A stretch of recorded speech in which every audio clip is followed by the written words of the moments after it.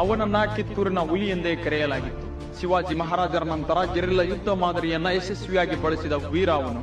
ಬ್ರಿಟಿಷರ ಕನಸಿನಲ್ಲಿಯೂ ಕಾಡಿದ ವೀರ ಸಂಗೊಳ್ಳಿ ರಾಯಣ್ಣ.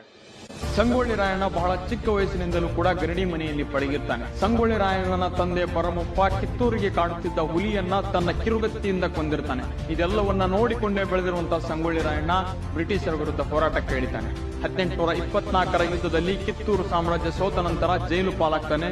ಜೈಲಿನಿಂದ ಹೊರಬಂದ ನಂತರ ಈ ದೇಶದ ಸ್ವಾತಂತ್ರ್ಯಕ್ಕಾಗಿ ಹೋರಾಟಕ್ಕೆ ನಿಲ್ತಾನೆ. ಹಲವಾರು ಸ್ವಾತಂತ್ರ್ಯ ಪ್ರೇಮಿಗಳನ್ನ ಒಗ್ಗೂಡಿಸಿಕೊಂಡು ಒಂದು ಸುಸಜ್ಜಿತವಾದ ಸೇನೆಯನ್ನ ಕಟ್ಟಿ ಬ್ರಿಟಿಷರ ವಿರುದ್ಧ ಹೋರಾಟಕ್ಕೆ ಇಳಿತಾನೆ.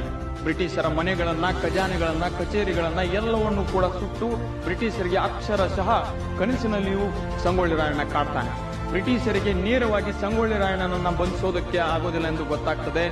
ಆಗಲೇ ಅವರು ಬಳಸಿದ್ದು ದೇಶದ್ರೋಹಿಗಳ ಸಹಾಯದಿಂದ ಸಂಗೊಳ್ಳಿ ರಾಯಣ್ಣನನ್ನ ಬಂಧಿಸ್ತಾನೆ. ಜನವರಿ 26ಕ್ಕೆ ಸಂಗೊಳ್ಳಿ ರಾಯಣ್ಣನನ್ನ ಗಲ್ಲಿಗೇರಿಸ್ತಾರೆ. ಆ ಮೂಲಕ ಸ್ವತಂತ್ರ ಹೋರಾಟಕ್ಕಾಗಿ ತನ್ನ ಜೀವನವನ್ನೇ ಮುಡುಪಾಗಿಟ್ಟಂತಹ ನಕ್ಷತ್ರವೊಂದು ಮರೆಯಾಗ್ತದೆ.